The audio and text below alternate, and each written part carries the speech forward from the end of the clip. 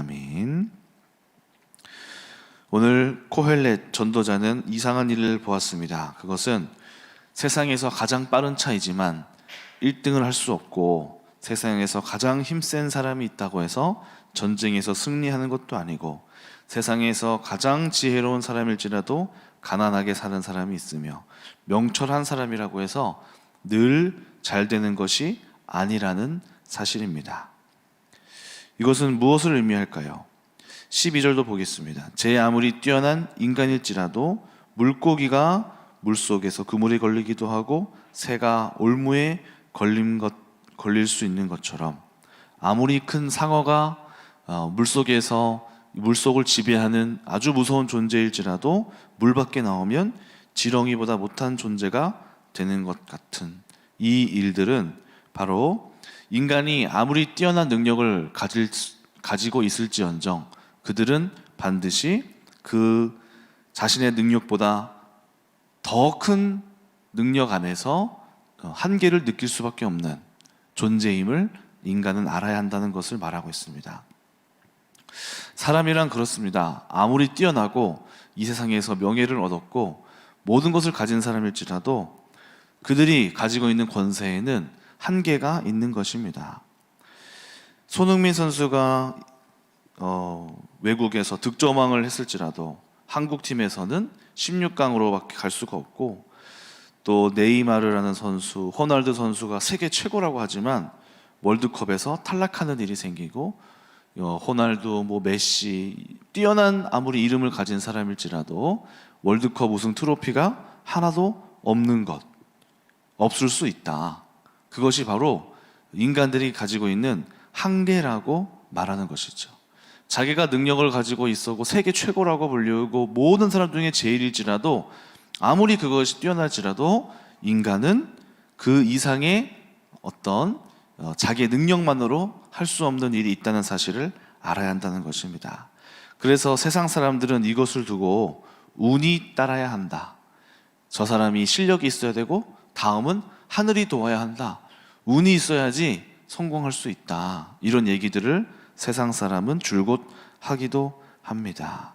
그러므로 코헬렛은 계속해서 인간의 얘기를 하고 한계를 이야기하고 있는 것입니다.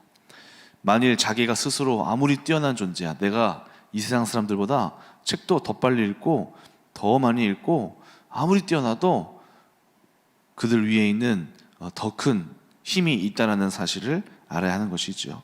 우리나라에서도 천재들이 몇 번 나오지 않았습니까? 천재들이 나와서 초등학교 때 이미 서울대 졸업하고 외국에 나가서 천재 수업을 받고 어디에 이제 논문도 내고 하려고 했는데, 그를 시기하는 힘이 있어서 천재가 빛을 발하지 못하는 일들이 이 세상에 있는 것이죠.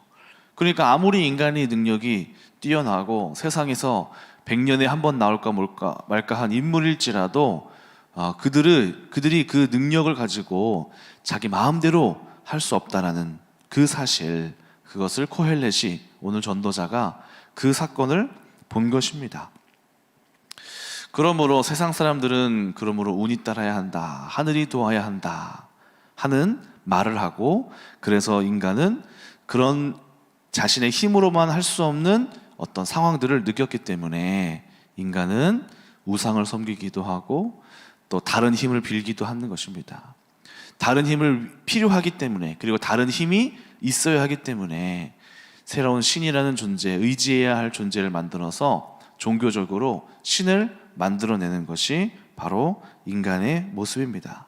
그래서 돼지에게도 절하기도 하고 하늘에게도 절하기도 하고 태양에게 절하기도 하고, 또 무당 같은 신의 능력을 가진 사람들을 데려다가 그런 힘을 구하는 것이죠.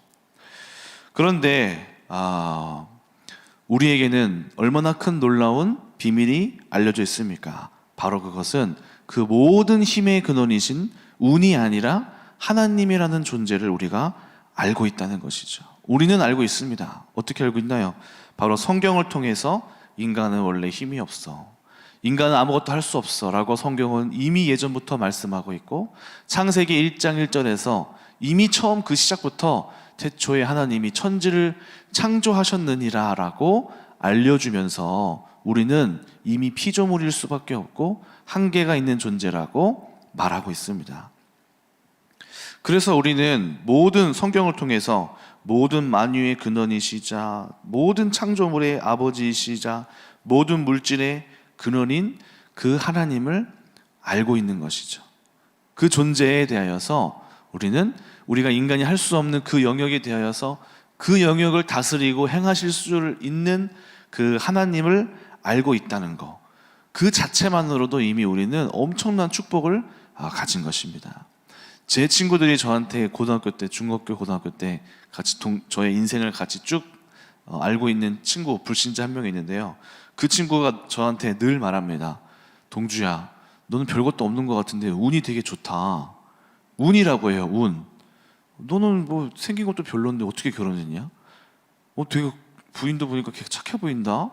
너는 돈도 못 버는 것 같은데 너 여기 100옷에서 사냐? 모른다, 나도 모른다. 나도 모른다, 나도. 나 돈 없다.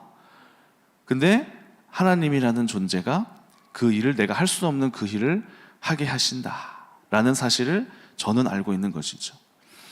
저와 여러분 모두가 바로 그 존재를 알고 있다는 것만으로도 엄청난 축복입니다. 사람들은 운이라고 하면서 헛것을 잡고 말도 안 되는 것을 향하여서 애쓰고 돈을 쓰고 그곳에 기도하고 그곳에 모든 것을 낭비하면서 살고, 어떤 사람은 알지도 못하고 믿지도 못하고 있는데, 우리는 바로 그 존재를 알고 있다는 것입니다.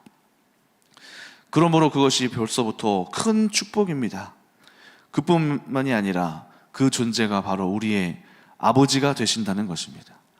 그것도 그뿐이니까 그 아버지 되신 그 존재가 우리를 사랑하시고 또 우리에게 얼마나 많은 특권을 주시고 또 이 땅에 권세를 허락하셔서 기도할 수 있게 하시고 또 이 땅의 모든 저주 같은 삶에서 구원하시고자 죄와 사망의 권세를 이기신 권세, 사단을 결박하는 권세, 또 하나님 앞에 간절히 간구하여서 우리 안에 연약한 질병들을 치유할 수 있는 권세, 이 권세들을 얼마나 많이 허락하셨는지요. 우리가 죄와 저주에 사로잡혀서 이 땅에서 살아갈 수밖에 없었던 과거의 우리의 삶을 한번 돌아보십시오. 얼마나 우리에게서 다 훔쳐가고 다 뺏어가고 우리를 망하는 길로 이끌어가고 죄와 사단의 권세에서 억눌려서 살아가고 일평생 다 뺏기며 고통받았던 저주의 삶에서 우리를 구원하신 하나님의 권세, 이제 우리의 삶은 축복의 시작인 것입니다. 축복의 시작. 우리가 한계로 우리의 삶에서 누릴 수가 없었던 그 삶을 이제는 하나님께서 이 땅에서 우리 인간 세계에 하나님의 은혜를 부어주셔서 그 존재와 함께 동행하면서 이 땅에서 살아가는 그 권세, 아들로서, 자녀로서, 딸로서 이 땅에서 우리에게 남겨진 것은 이제 누리고 행복하게 사는 것, 이 땅에서 하나님과 함께 동행하면서 이제는 이 땅에서 마음껏 하나님이 허락하신 것들을 만지고 누리고 맛보고 사는 것, 이것이 바로 우리에게 주어진 놀라운 축복이라는 사실입니다. 예수 그리스도께서 십자가와 부활의 능력으로 이미 완전히 모든 것을 끝내버리고 박살내버리신 승리의 징표가 우리 가운데 이미 주어진 것입니다. 그러므로 우리는 그것을 누리고 살아야 합니다. 행해야 합니다. 이 땅에서 여러분들은 행복하고 또 기쁘고 또 즐겁게 우리 안에 있는 모든 악한 원수들이 사로잡았고 빼앗아갔던 것들을 다시 되찾아서 누리고 그것들을 맛보고 즐기고 행복하게 이 땅을 살아갈 이미 권리와 그런 힘이 충분히 여러분들에게 있는 것입니다. 바로 그것이 하나님이 여러분의 아버지가 되었다라는 그 이유 하나만으로 모든 것은 여러분들에게 허락되어진 것입니다. 그러므로 우리는 슬퍼할 이유가 없습니다. 이제 우리에게 모든 것이 주어졌고 또 이것을 사용하고 하나님 앞에 간절히 구해야 하는 것입니다. 오늘 본문을 보니까 그렇게 행복의 길로 가야 하는데 하나님 앞에서 구하고 간절히 얻어야 할 것이 있는 축복이 있는 반면 우리 안에서 갱신되어져야 하고 내가 바뀌면 하나님 앞에서 주어진 것이 발견되어지는 그런 행복이 있습니다.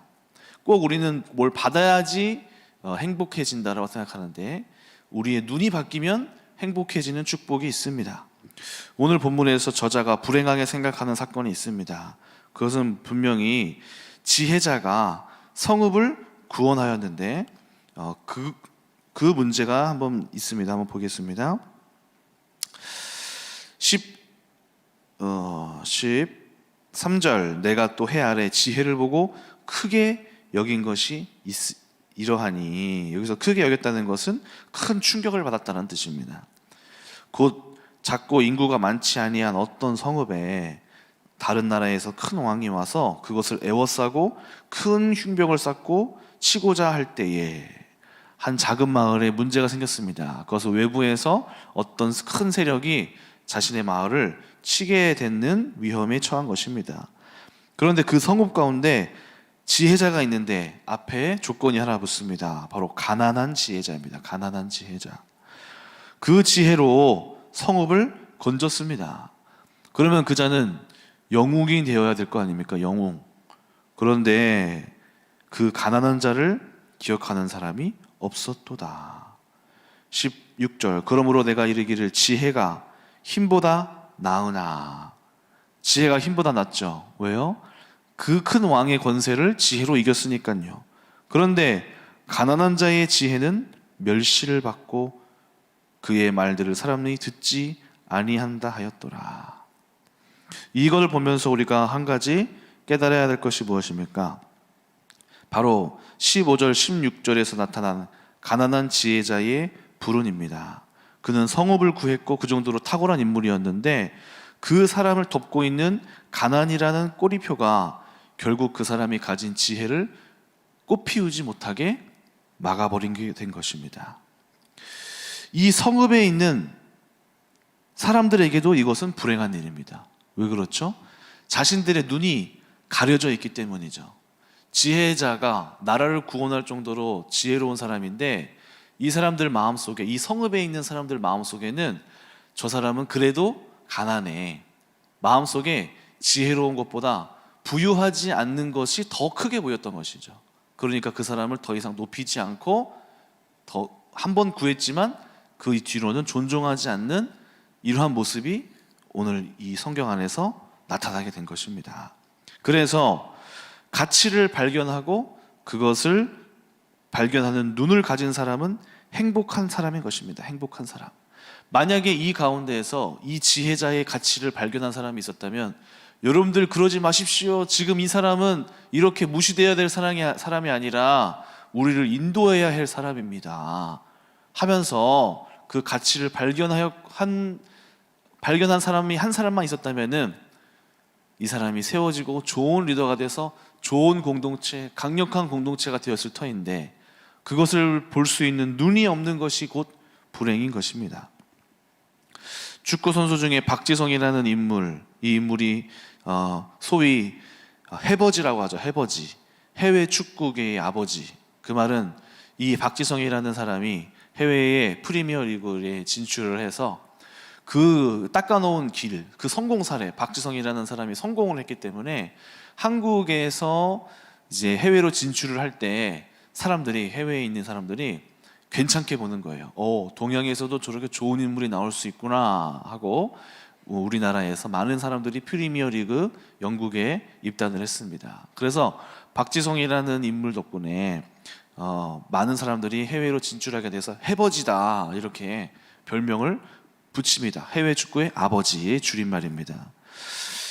그런데 이 사람은 원래 왜소하고 대학리그에서도 여기저기 쫓겨다니던 사람입니다.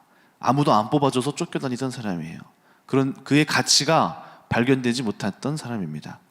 그런데 허정무라는 감독이 그를 국가대표 시절에 발견해내서 청소년 국가대표로도 세우고 그 사람의 가치를 발견하면서 키워주고 얘는 괜찮은 애다 라고 발견을 했습니다.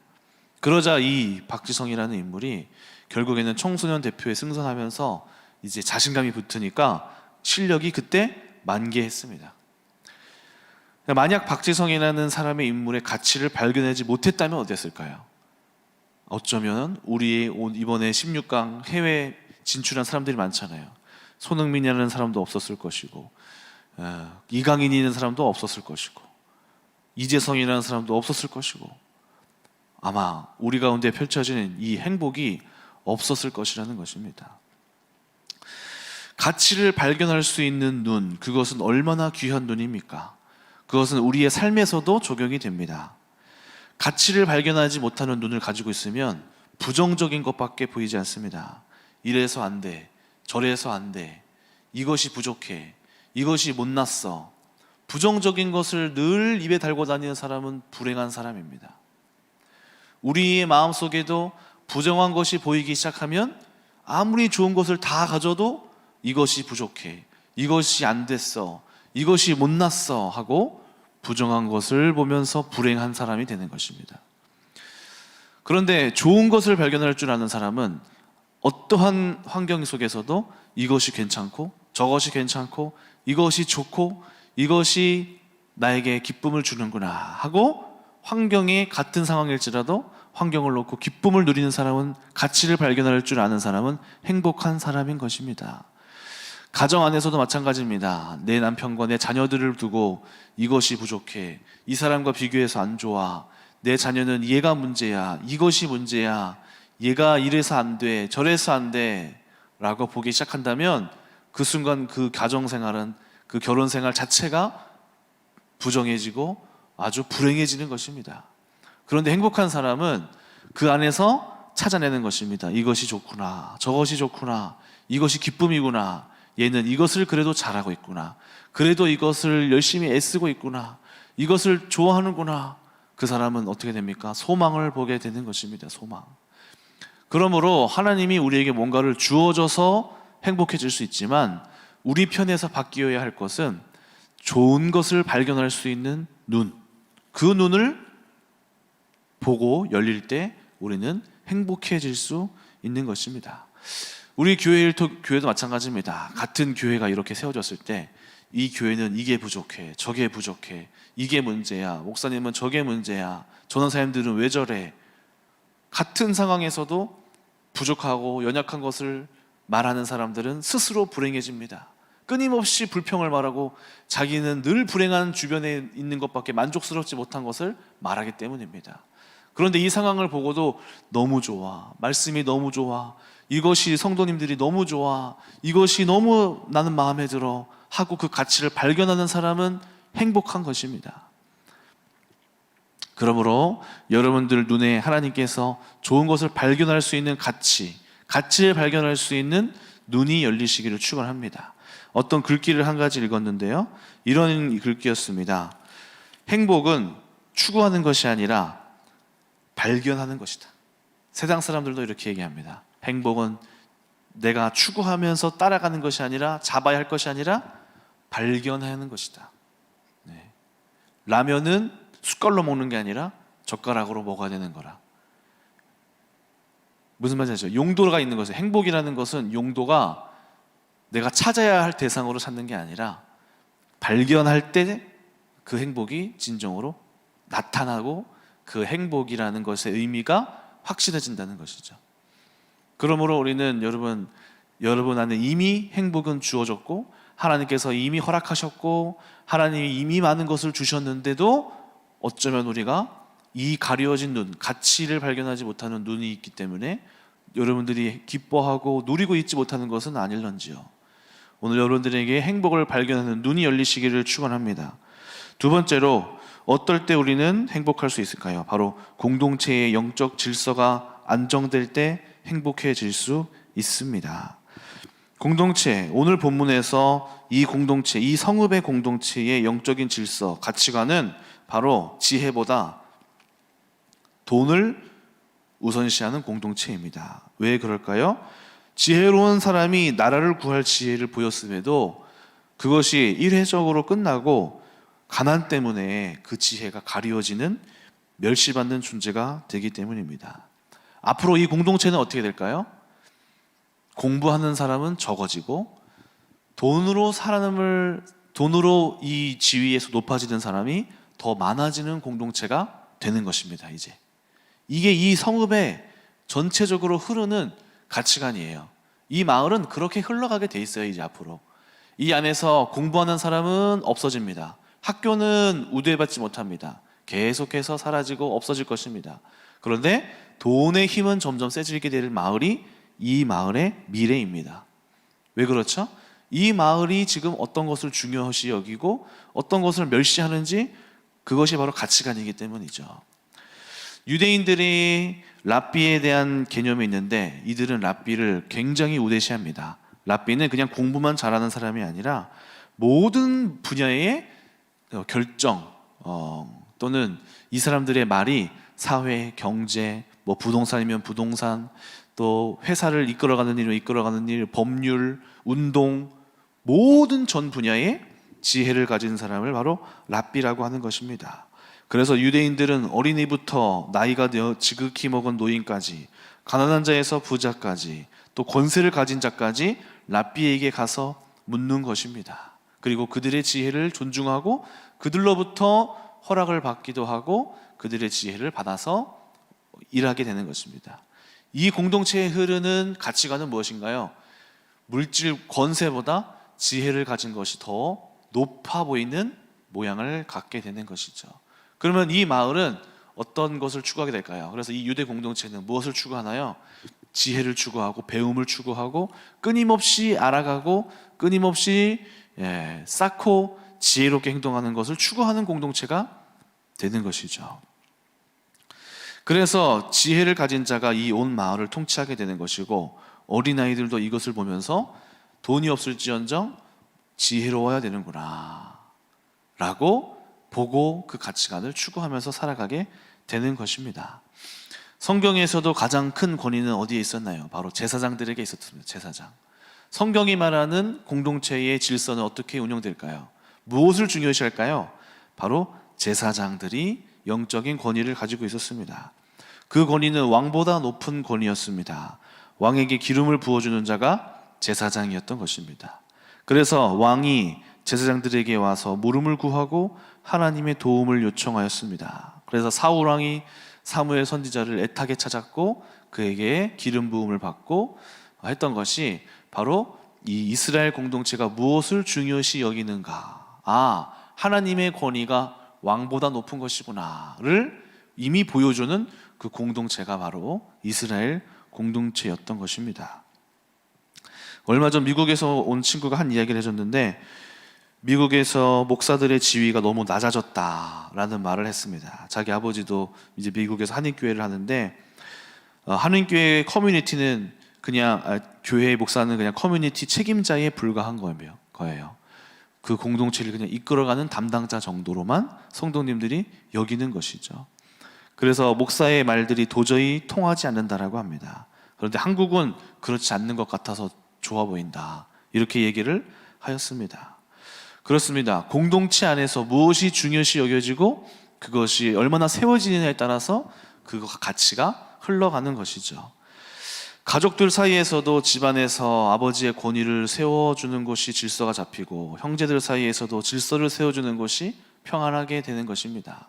이걸 아는 사람들은, 이것을 아는 공동체의 리더들은 이것을 보고 내가 무엇을 중요시 여길지를 선택하고 그 선택에 따라서 이 공동체가 형성되어진다는 것을 잘 압니다. 그래서 부모든 직장의 리더가 됐든 또 회사를 경영하는 사람들이 됐든 그 사람들은 가치관을 먼저 중요시 여기고 그것을 강조합니다. 교회도 마찬가지죠. 목회자가 전도를 강조하면 전도 강조된 교회가 되는 것이고, 기도를 강조하면 기도가 강조되는 교회가 되는 것이죠. 그래서 리더자들은 그런 것을 염두하고 어떤 것으로 우리가 이 교회를 이끌어갈까를 생각하게 되는 것입니다. 그러므로 리더들은 어떤 것으로 내가 다스리고 있는 이 공동체를 이끌어갈 것인가를 생각하고 염두하고 그 방향을 이끌어가야 할 것입니다.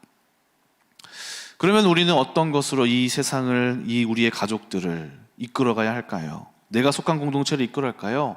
그것은 바로 하나님의 인도를 받아 그 공동체를 이끌어가야 합니다.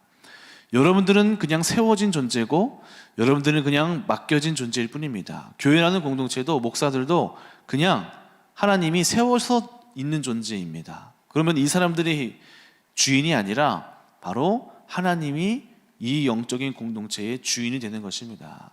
우리에게 맡겨진 목장, 교구도 마찬가지입니다. 우리가 주인이 아닙니다. 그래서 우리의 생각대로 이러면 되겠지, 저러면 되겠지가 아니라 하나님께 나와서 받아서 그것을 행해야 하는 것입니다. 하나님께 나와서 하나님 어떻게 해야 됩니까? 하나님이 원하시는 뜻은 무엇입니까?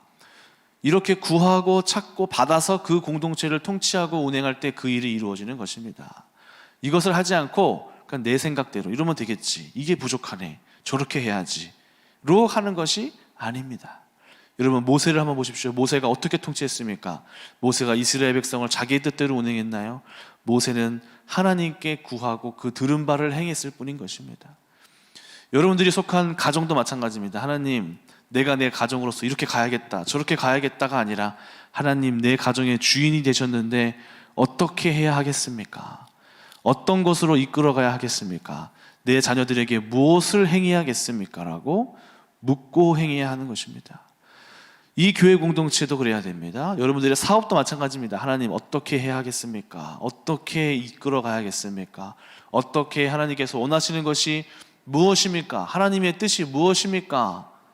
하나님이 만물을 통치하고 물질을 다스리시고 모든 것을 주권을 가지고 계신 그 이에게 묻고 구하는 리더가 가장 훌륭한 리더인 것입니다. 그리고 그 받은 대로 그 공동체 안에서 펼쳐지고 주어질 때 그 공동체가 바로 바른 길로 가게 되고 행복은 거기에서 공동체적으로 주어지게 되는 것입니다. 그러므로 우리가 어떻게 행해야 할지 하나님 앞에서 구해야 하겠습니다. 오늘 두 가지 얘기했습니다. 첫 번째, 가치를 발견할 수 있는 눈. 하나님, 오늘 제 안에 저에게 이미 주어진 그것들을 발견할 수 있는 눈을 주시옵소서 기도하시고, 두 번째로 하나님, 어떻게 이끌어가야 할까? 이 공동체를 어떻게 행복하게 해야 할까? 하나님께서 이 공동체에게 원하시는 것은 무엇인가? 내 생각대로, 내 멋대로, 내 마음대로 그냥 판단하지 말고 하나님께 구하여서 하나님께서 허락하시는 그 공동체의 가치관들을 우리가 받아서 잘 펼쳐내는 그러한 리더들로서 세워지기를 오늘 시간 기도하시기를 예수님의 이름으로 축원합니다. 기도하겠습니다. 하나님, 감사합니다. 행복은 이미 우리에게 어쩌면 벌써 주어졌는데 그것을 발견하지 못해서 하나님께 더 달라고 계속해서 끊임없이 나는 부족하다고, 나는 없다고, 왜 이렇게 하셨냐라고 불평하고 있는지는 모르겠습니다. 오늘 우리에게 이미 주신 것들을 발견할 수 있는 눈을 열어 주시옵소서.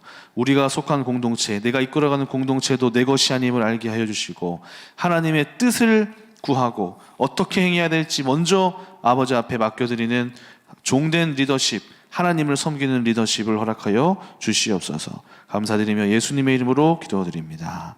아멘.